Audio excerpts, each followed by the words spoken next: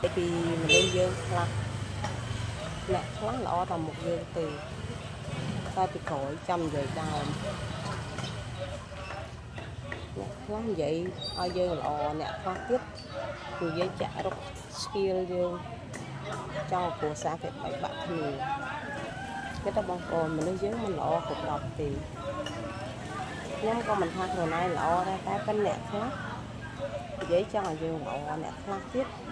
ឌៀមដាមនិយាយខិតលើខិតខំមានចង់ជន់ផលិតអ្នករើសអើងច្រើនបងប្អូនអត់ខ្វះទេអាខ្លះរើសអើងថាយើងមុំអីងាប់អើយអត់ដល់គេទេបងប្អូនហើយយើងមានតែយើងទៅចាំបាច់រើសអើងគេអីខ្លះសំដីចេញមកមានអាមុំតែរឹកខ្លះមានមិនទាន់បានមាន$10,000លើទេតែសំដីមកម៉ែមើងងាយចរិតអ្នកក្រ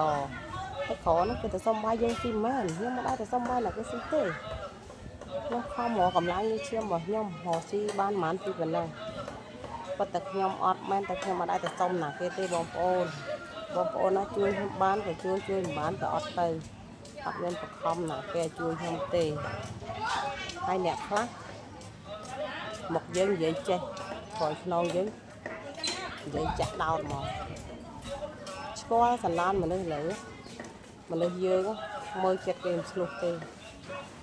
អ្នកខ្លះក៏គេអាណិតស្រឡាញ់យើងទៅអ្នកខ្លះក៏គេមិនអាណិតមិនស្រឡាញ់ទេគេមានតែស្អប់ថែមគេមានតែចាក់គ្រប់រិះគន់យើងថែមតែខ្ញុំអត់ខ្វល់ហងៃខ្ញុំអត់មានតំបាយណាគេទេមានប្រមាណហូបប៉ុណ្ណឹងសំខាន់ហងៃខ្ញុំខំណាស់ខ្ញុំតស៊ូណាស់ដើម្បីខ្លួនខ្ញុំដើម្បីខ្លួនអនាគតកូនខ្ញុំចង់ណាគេនិយាយទៅខ្ញុំមិនដែលខ្វល់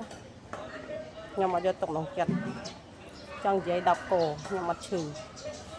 ហើយក៏ខ្ញុំអត់ខ្វល់ព្រោះអត់ខ្ញុំអត់ត្រូវយកទេនាំតែក្តៅក្រហាយនឹងខ្លួនខ្ញុំមិនណានិយាយទៅទទួលយកខ្លួនឯងទៅ